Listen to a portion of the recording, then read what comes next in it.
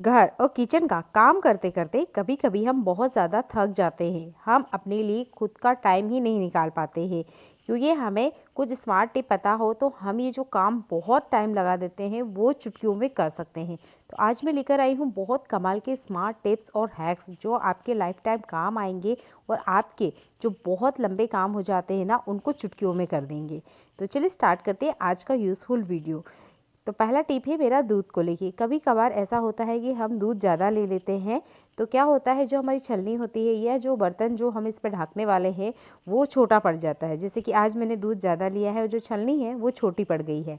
तो हम क्या करते हैं कि इस तरीके से थाल लगा देते हैं, पर इससे क्या होता है कि हमें है ना मलाई नहीं मिल पाती है, क्योंकि भाप की वजह से मलाई बन ही नहीं पाती है। तो मैं ये छोटी सी ही प्लेट इस पर रख के आपको बताने वाली हूँ। इसके लिए हमें चाहिए पलटा।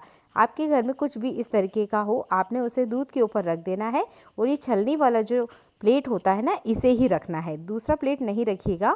उसे रखने से क्या होगा, हमें मलाई नहीं मिलेगी। तो ये छोटा सा ट्रिक आपके बहुत काम आएगा जब आप ज़्यादा दूध लेते हैं और उसे इस तरीके से ढकना हो। अगला यूज़फुल टिप है मेरा प्रेस को लेके। तो जब भी हम प्रेस को इस तरीके से यूज़ करने के बाद इसे रखते हैं तो आप भी देखे होंगे इसका जो वायर रहता है ना वो बहुत मेसी रखता है और जिसकी वजह से है ना देखने में भी अच्छा नहीं लगता है। तो इसके लिए लेना है हमने एक चूड़ी। तो ये वाला जो चूड़ी है ना ये इसमें थोड़ा सा लोहा मिला हुआ है जिसकी वजह से जल्दी से फोल्ड हो जाता है।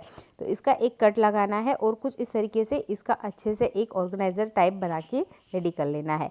तो मैं यहाँ आपको प्रेस का यूज़ करके बताई हूँ। आपके घर में कुछ भी ऐसा जिसका वायर मेसी मेसी सा रहता है उसे आप इस चूड़ी की मदद से अच्छे से फोल्ड करके रख सकते हैं। और अब आप ना प्रेस को कहीं भी रखिए, आपकी प्रेस का वायर ख़राब नहीं होने वाला है। आप इसे फ्रिज पे भी अप्लाई कर सकते हैं, फ्रिज के वायर पे भी और वॉशिंग मशीन के वायर पे भी, और यहाँ तक कि आप मिक्सर के वायर पे भी इस चूड़ी का इस तरीके से यूज़ कर सकते हैं। तो वायर को फोल्ड करने के लिए ये चूड़ी वाला ट्रिक ना आप ज़रूर अप्लाई करके देखिएगा, बहुत ही यूज़फुल टिप है। अगला यूज़फुल टिप है मेरा बोटल्स को लेके। तो इस तरीके का प्लास्टिक का बोतल ना हमारे घर में आता है और हम इसे कचरा समझकर फेंक देते हैं, पर इसका मैं आज आपको इतना अच्छा यूज़ करके बताने वाली हूँ जिसके बाद इस तरीके का प्लास्टिक का जो बोतल है ना आप कभी नहीं फेंकने वाले हैं। तो कुछ भी इस तरीके का तीखा टूल आपने लेना है। बोतल की दोनों साइड पर हमने इस तरीके से इस पे होल बना लेना है। तो यहाँ पर आप बोतल ज़्यादा ले सकते हैं, मेरे पास 2 बोतल है तो इस तरीके से मैं इस पे होल बना रही हूँ। आप 4 होल भी बना सकते हैं, जैसा भी आपको अच्छा लगे आपने उस तरीके से इसमें होल बना लेना है। अब हमने ये होल क्यों बनाए हैं चलिए जान लेते हैं। तो इससे हम यहाँ पर एक डोर बांधने वाले हैं। जिस तरीके से मैं आपको दिखा रही हूँ ना बिल्कुल आपने इसी तरीके से यहाँ पर डोर बांध के रेडी करना है। तो ये वाला डोर मुझे 5 रुपये में मार्केट में इजीली मिल गया था, तो आपको भी ये इस तरीके से मार्केट में मिल जाएगा। आप डोर कहिएगा आपको ज़रूर से मिलेगा ये।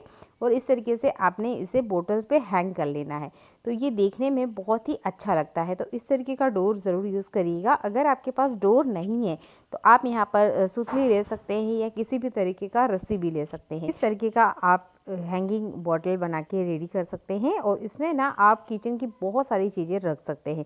जैसे कि मैं आपको चमचे रख के बताई हूँ, तो इस तरीके से आप इन वेस्ट बोतल का बहुत बढ़िया से यूज़ कर सकते हैं। और यहाँ मैंने एक और बोतल कटिंग करी है और उसमें मैंने यहाँ पे नॉर्मली रस्सी हैंग करी है। आपके पास ये वाला लेस ना हो ना तो आप रस्सी का भी यूज़ कर सकते हैं, सुतली भी यूज़ कर सकते हैं। बस इस तरीके के बोतल का आप इस तरीके से छोटे छोटे ऑर्गेनाइज़र बना के रेडी कर सकते हैं और ये देखने में बहुत ही सुंदर लगते हैं। आप चाहते हैं तो इस पर पेंटिंग करके इसे डेकोरेट भी कर सकते हैं। और इसमें छोटे छोटे से होल्स बना लीजिएगा जिससे कि अगर थोड़ा बहुत पानी भी इन चमचों में रहता है तो वो अच्छे से ड्रेन हो जाएगा। और अब ये इजीली कहीं पे भी एक कील पे हैंग हो सकते हैं। इन्हें रखने के लिए किचन में बहुत सारी जगह चाहिए होती है और जिसकी वजह से ना ये मेसी मेसी भी लगते हैं। और इस तरीके से आप बोतल का दूसरा हिस्सा भी इस पे कवर की तरह यूज़ कर सकते हैं। ये बिल्कुल चॉइस है, आप चाहे तो करिए, अन्यथा आप इसके ऊपर से ये बोतल हटा भी सकते हैं और आप इसी तरीके से इसे कहीं भी हैंग कर सकते हैं। तो ये चमचे रखने के लिए बहुत ही अच्छा सा ऑर्गेनाइज़र बन के रेडी हो जाता है वेस्ट बोतल का।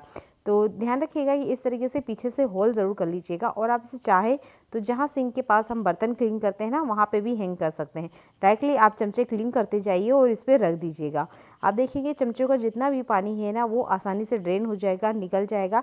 और चम्मच रखने के लिए तो बहुत ही प्रॉब्लम होती है क्योंकि ये ऐसी चीज़ है ना जो डेली लाइफ में यूज़ होती है और किचन में तो 3-3 4-4 बार यूज़ होती है। तो इस तरीके से आप अच्छे से इसको ऑर्गेनाइज़ करके रख सकते हैं। आप चाहे तो 4 से 5 बोतल लगा लीजिएगा और जिस टाइप की भी आपके पास चमचे हो उसको अच्छे तरीके से आप रख सकते हैं। और देखिए पानी अच्छे से ड्रेन हो रहा है, तो ये बहुत ही अच्छे ऑर्गेनाइज़र बन के रेडी हो गए हैं। तो इस टिप के लिए आप लाइक ज़रूर कर दीजिएगा, वीडियो अच्छा लगता है तो शेयर कर दीजिएगा। अगला यूज़फुल हैक है मेरा पानी को लेके। तो गर्मियों के सीज़न में अक्सर ऐसा होता है, कभी आलसी आ रही होती है या कभी कभी हमें अंदरूनी बुखार होता है और हमें पता ही नहीं होता है, तो इसे घर पे ही कैसे ठीक करें। तो इसके लिए आपने लेना है गुनगुना पानी, और गुनगुने में पानी में हमने 1 चम्मच नमक मिला लेना है। ये आयुर्वेदिक का आजमाया हुआ नुस्खा है। तो आप गुनगुने पानी में 1 चम्मच नमक मिलाइए और इस पानी से आप नहा के देखिए। ध्यान रखिएगा यहाँ नहाने का साबुन हमें यूज़ नहीं करना है। जो भी अंदरूनी बुखार रहता है, हड्डियों का बुखार रहता है, गर्मियों के सीज़न में अक्सर इस तरीके का बुखार आता है, तो ये वाला पानी आपके बहुत काम आएगा। अगला यूज़फुल हैक है मेरा रोटियों को लेके। तो रोटी का काम ऐसा है ना, जो गर्मियों में किसी को पसंद नहीं होता है, बार बार रोटी बनाने का काम अक्सर हमें चिड़चिड़ा देता है। तो आज मैं आपके साथ ऐसा ट्रिक शेयर करने वाली हूँ जिससे आप रोटी को हफ्ते भर के लिए स्टोर करके रख सकते हैं। आप ये चाहें तो डेली लाइफ में भी यूज़ करते हैं, या कभी कभार जब हम बाहर जाते हैं तो हमारे पीछे से घर के जो मेम्बर होते हैं बार बार घर से बाहर का खाना ऑर्डर करते हैं, बाहर का खाना प्रीफर करते हैं, क्योंकि घर में कोई खाना बनाने वाला होता ही नहीं है। तो तब ये ट्रिक आपके बहुत ही काम आने वाला है। तो जो भी रोटियां मैंने बनाई है, इस तरीके से हमने प्लास्टिक बैग में रखना है और उसके बाद में इसे फ्रीज़र में रखना है। फ्रिज में नहीं रखना है, हमने फ्रीज़र में रखना है, और आप इसे इजीली हफ्ते भर के लिए स्टोर कर सकते हैं। यहाँ पर हम बताना चाहेंगे कि रोटी हमने किस तरीके से बना के रेडी करनी है। तो जो भी रोटी हम बना के रेडी कर रहे हैं, उस रोटी को आप 2 दिन, 4 दिन, 6 दिन बाद जब भी आपको बनता है, आप इन रोटियों के फुलके बना सकते हैं, पराठे बना सकते हैं, जैसा भी आपको अच्छा लगता है।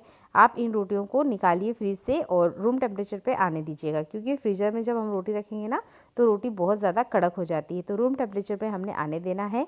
और आपके पीछे से जब फैमिली मेम्बर इस तरीके का रोटी घर पे ही खुद से बनाकर खा पाएंगे, तो आप भी चिंता मुक्त हो जाएंगे कि वो बार बार घर से बाहर का खाना ऑर्डर नहीं कर रहे हैं। तो ये छोटा सा ट्रिक ना आपके बहुत ही काम आने वाला है, मैं आपको बताने भी वाली हूँ, तो वीडियो को आप देखते रहिएगा।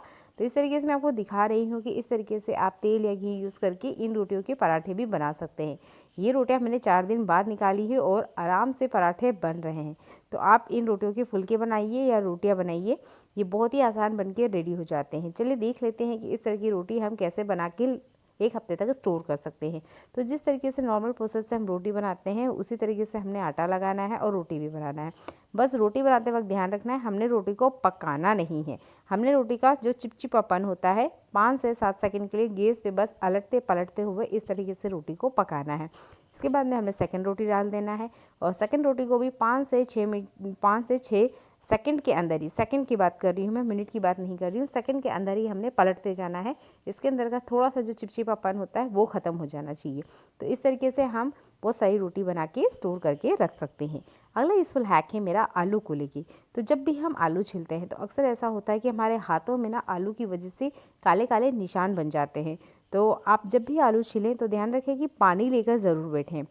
ऐसा करने से क्या होगा कि आपके हाथों में कभी भी आलू छीलने की वजह से हाथों में निशान नहीं आएंगे, क्योंकि बहुत से लोगों को प्रॉब्लम होती है कि जब भी वो आलू छीलते हैं तो इसका स्टार्च जो होता है ना, वो हाथों की हथेलियों में लग जाता है, और जिसकी वजह से हमारे हाथों की हथेलियाँ काली हो जाती है और देखने में बिल्कुल अच्छी नहीं लगती हैं, और उनको साफ़ करना भी आसान नहीं होता है, क्योंकि बहुत ज़्यादा गंदी दिखती है। तो ये छोटा सा ट्रिक आपके काम आएगा कि जब भी आप आलू छीलें तो इस तरीके से पानी लेके ज़रूर बैठें, तो आपके हाथ ना नीट एंड क्लीन रहेंगे। ये छोटा सा टिप आपको ज़रूर अप्लाई करना चाहिए। अगला यूज़फुल हैक है मेरा कपड़ा धोना या नहाने धोने वाला साबुन को लेके। तो जब भी हम कपड़ा धोते हैं तो अक्सर हम इस ब्रश का यूज़ भी करते हैं कपड़े धोने के लिए, पर इस साबुन को रखने के लिए अगर शो केस नहीं है और शो केस में भी आपका साबुन बार बार गलता है, तो आप इस कपड़े धोने वाले ब्रश का यूज़ करिएगा, क्योंकि ये एक बहुत ही अच्छी तरीके से साबुन को जो पानी है उसको सुखा भी देता है, और इस पर साबुन गलता भी नहीं है। अगर साबुन थोड़ा बहुत जाएगा भी तो वो ब्रश में ही जाएगा, और इस ब्रश का हम फिर से यूज़ कर सकते हैं। तो है ना कमाल का टिप। अगला यूज़फुल हैक है मेरा कॉन्ग या कंघा को लेके। तो जब भी हम कंघा का यूज़ करते हैं तो अक्सर जब हमें किसी दूसरे का कंघा यूज़ करना होता है तो हमारा मन नहीं करता है, क्योंकि वो गंदा होता है और हमारा मन नहीं मानता उसको यूज़ करें। तो इस तरीके से जब आप 2 कंघों को घिसेंगे तो आप देखेंगे इसके अंदर का जितना भी डस्ट है वो इजीली निकल जाएगा, तो आपको झंझट नहीं होगी दूसरे का कंघा यूज़ करने में। तो ये छोटा सा ट्रिक ना आपके काम आएगा। बस 2 कॉन्ग को इस तरीके से पकड़ना है और आपने कॉन्ग को घिसना है। घिसने से क्या होगा, इसके अंदर का जितना भी डस्ट है वो इजीली बाहर निकल आएगा। तो आज की छोटी छोटी ट्रिक आपको कैसे लगे कमेंट ज़रूर कीजिएगा। देखने के लिए आपका बहुत सारा धन्यवाद।